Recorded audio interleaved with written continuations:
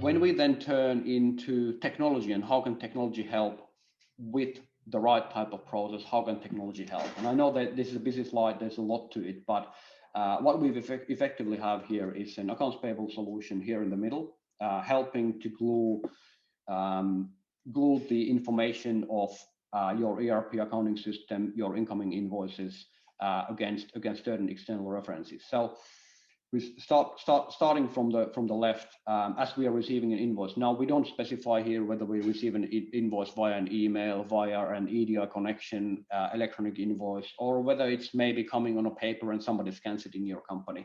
That doesn't necessarily make a difference here, because the same process, in order to be able to eliminate the risk and the fraud examples that we just shared, needs to happen. And that is, once the data extraction of the invoice data takes place. So again, if it's an invoice, doesn't need data extraction. If it's let's say an emailed copy or a paper copy of an invoice, and an AI-based sort of extraction can take place.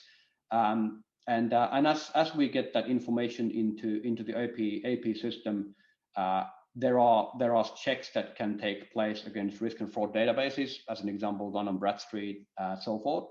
Again, if it's purposeful, it does make sense.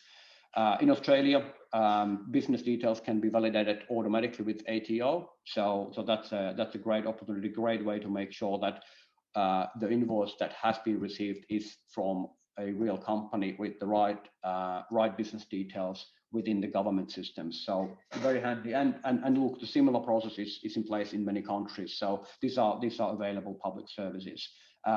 Same thing sometimes with exchange rate. If they are not coming from an accounting system, they can be fetched from a third party system in order to be able to run your accounts payable on a multi-currency basis.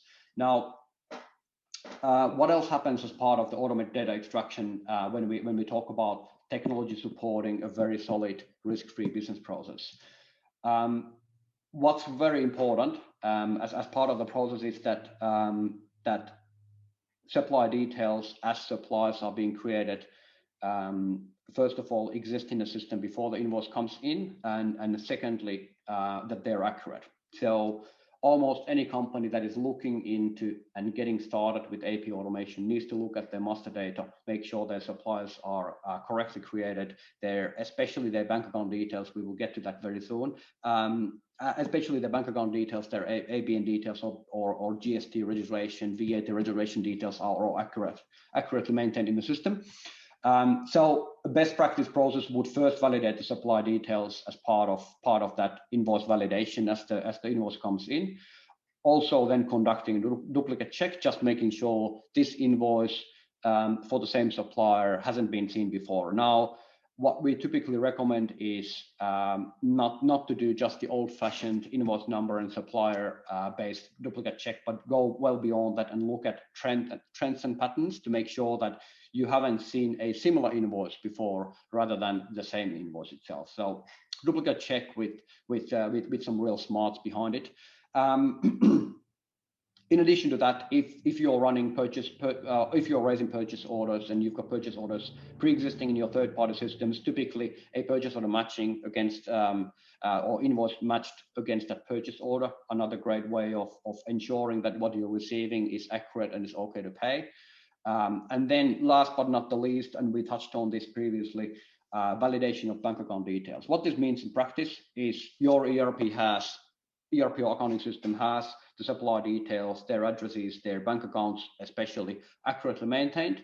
And the AI-based data extraction process takes the bank account from the invoice itself and matches that against what you've got in your accounting system. This eliminates completely anyone impersonating or fiddling an invoice along the way before it gets to your financial systems, so that you're no longer relying on people checking that the supply is correct, the bank details are correct, and so forth. So very important. Follow on from that process. The rest is reasonably straightforward. Typical invoice coding and approval process, again, managed electronically. So again, doesn't matter where your accounts payable stuff are located, and then full visibility into over your outgoing payments. And once invoices are coded, approved, or potentially matched against the purchase order, invoice is ready to be integrated back into the ERP or the accounting system. So all of this obviously being supported by two sort of key pillars as part of the process: a full audit trail from start to finish on what happens against a payable invoice across the organization, who touched it, who approved it, when did that happen, who coded it, was it matched against it, was things like bank accounts validated, duplicates validated, supply details validated, and so forth. So all of this needs to be captured as part of a proper audit trail to make sure that you're running an extremely sound process. Another key pillar is really the data that this process can potentially generate. So the analytics around your own payment performance to your suppliers, any insights, understanding if you're buying recurring services from lots of different suppliers. Within the AP process, obviously the spend data is a little bit more limited. It's driven usually by GL accounts and cost centers. But there is plenty of insights to be driven through there. And if you're using purchase orders requisitioning, obviously there's an opportunity to get more granular details around commodities. And of course, the full process being run and managed or supported by automated reminders to make sure that as the accounts payable does their job, we also get reminders from the business, making sure they approve their liabilities on time and so forth.